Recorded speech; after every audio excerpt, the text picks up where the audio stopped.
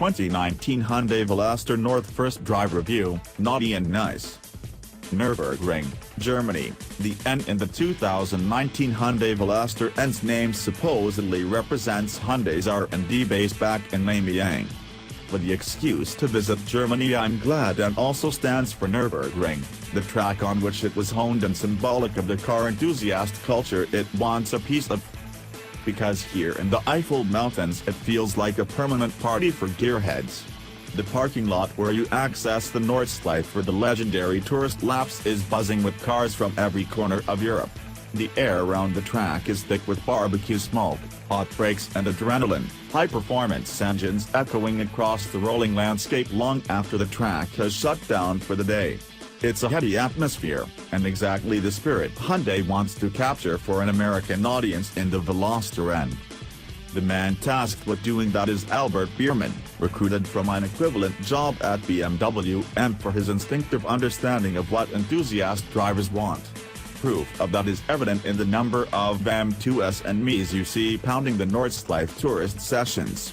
Hyundai is clearly hoping he can channel that expertise into its own products. He makes the right noises about the brand's home being in Korea, but on a sunny evening in the German countryside with a Pilsner in hand, it's clear this is his comfort zone and most definitely stands for Nürburgring. Next day we're out on the track itself, the exit from the pit lane so abrupt I've barely selected second gear before filtering out onto the Nordschleife. I bagged first place in the train of cars behind an instructor in an A310, the Elantra GT relative that launched the performance brand to the European market last year to critical acclaim. And I'm determined to make him work for his lunch. They might have a different look and distinct chassis tuning, but the i30 and its Veloster cousin are pretty much interchangeable in terms of hardware. Like all N products, the Veloster N will be manual transmission only for the near future, partly out of deference to enthusiasts and partly out of lack of a suitable in-house gearbox. And they have the same 2.0-liter twin-scroll turbocharged engine driving the front wheels with 275 horsepower and 260 pound-feet of torque. That's a big jump from the 201 horsepower.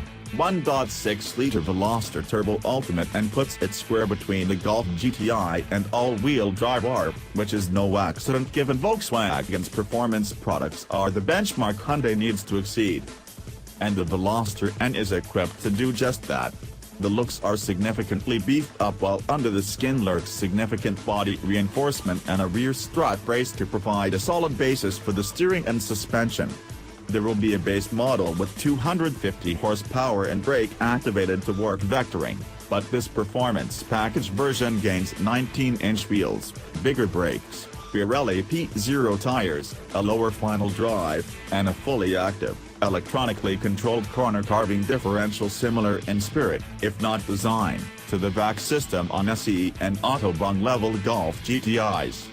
Unlike the passive mechanical limited slip differentials used by Honda and others, this means Hyundai can tune the car's response in corner entry and exit, reducing understeer on both turn in and under power. A quick note about nomenclature: performance package is what Hyundai calls these upgrades in Europe on the i30N. It was used informally by Hyundai PR reps in conversation with us. But the package name, but not content, may change for the US market. This is one of 7 parameters you can tune for your own customized mode to complement the dedicated N setting. There are 3 on-road modes too: Normal, Sport and Eco, the intention being you can toggle instantly between these as well as the N and N custom modes via hotkeys on the steering wheel's spokes. Straight out of the BMW M playbook and a more obvious example of Biermann's influence, gimmicky and grin control system branding undersells the significance of such technology at this price point. Via the touchscreen I pre-programmed a more nuanced N custom mode, but for this opening lap I go full N, the car tensing the instant my thumb connects with the checkered flag symbol. Throttle mapping, steering weight, adaptive dampers, exhaust sound, rev matching, stability control and the active differential all get dedicated calibrations, a wicked crackle from the tailpipes announcing we're ready for business. It's interesting that Hyundai and Veerman are more interested in talking about emotive responses than they are stats and figures, BPM not RPM as they have it in the promo material.